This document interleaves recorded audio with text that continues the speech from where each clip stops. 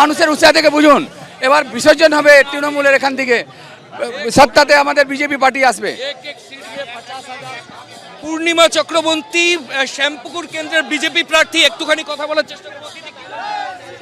1433 সালের পয়লা বৈশাখ এই রাজ্যের বাসীর জন্য নিয়ে আসছে নতুন ভোর, নতুন আলো, নতুন স্বপ্ন, নতুন পথ। এই নির্বাচন মাধ্যমে এই রাজ্যে পরিবর্তন হতে চলেছে।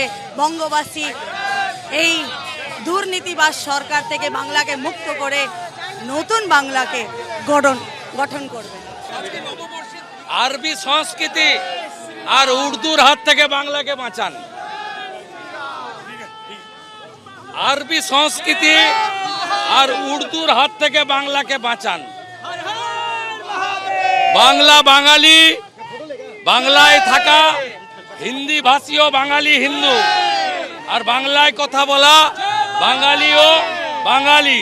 তারা বাঙালি সংস্কৃতি চায়, ভারতীয় সংস্কৃতি চায়, রাষ্ট্রবাদ চায়।